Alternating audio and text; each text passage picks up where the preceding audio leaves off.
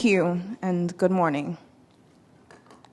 Imagine a world where the sky darkens, the winds howl with an unearthly fury, the sea rises like a wrathful beast, and a child crumbles to their knees in fear. This is not a scene from a horror movie, but a grim reality that we in the Caribbean face due to devastating impacts of climate change. Hurricanes, once rare occurrences, have become all too common in our region, leaving destruction and despair in their wake. Homes destroyed, livelihoods lost, lives shattered. I am Adia a 17-year-old from a small island developing nation in the Caribbean, St. Vincent and the Grenadines. To many, my region is a tourism hotspot, but to me and thousands of my peers, our lived reality is our countries are in the crosshairs of climate change. I love our region, but I fear for our islands. I will tell you a story. It's a story from a friend living in one of the most recent islands to be devastated by a cruel Category 5 hurricane, the first of its kind in the history of the Caribbean, on the verge of the hurricane season, a result of skyrocketing temperatures and climate change. Awakened in the wee morning hours of July 1st by Beryl's gusty winds, she experienced fear like no other, as her home and those around her were torn asunder by the winds. Roofs blew away, leaving them to seek shelter under trees, in barrels, and what was left of infrastructure on the island. The fear matched only the devastation unfolding before their eyes as the island they called home was now in ruins. Anxiety, fear, loss, suffering, and feeling overwhelmed. How many more hurricanes and extreme climate crisis events are we going to endure until we act effectively? This is not a warning, more so a plea for strengthened action. If we do not act and continue to work diligently to find sustainable solutions to the climate crisis, not only will we bear the consequences now, but for years to come.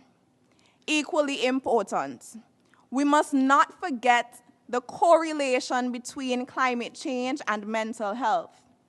Now more than ever is the time to invest in climate crisis recovery strategies to assist children in coping with these complex emotions we feel when a climate crisis occurs.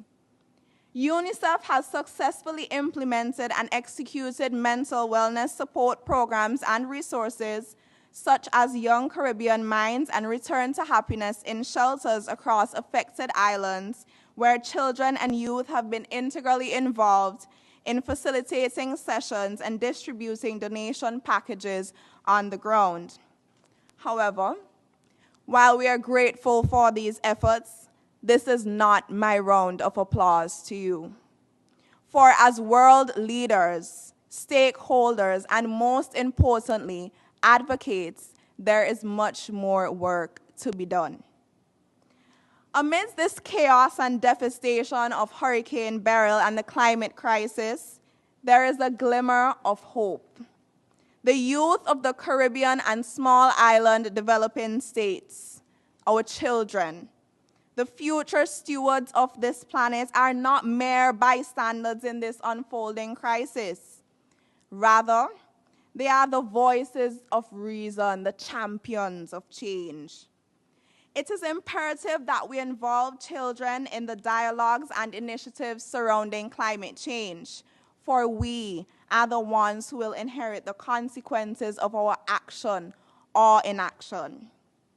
Where the beauty of our islands is matched only by the fragility of our ecosystems, the need for children to be at the forefront of decision-making discussions in climate change is more pressing than ever. As I witness the catastrophic effects of climate change on my island, I also see the efforts of children across the region, starting movements, lobbying for policy making and law reform, and creating strategic action plans. But we cannot do this without you. We need your unwavering support and attention to manage the grave effects of climate change on small island developing states.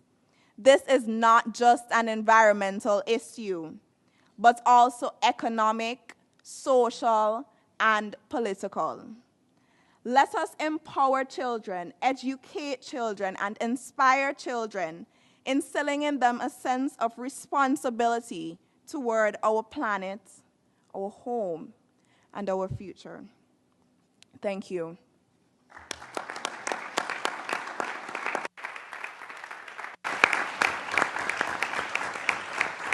And now I will direct my question to His Excellency.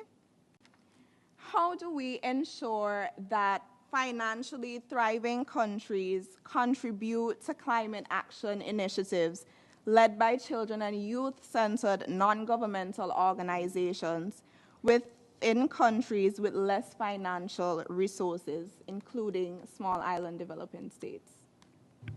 Thank you, Adia.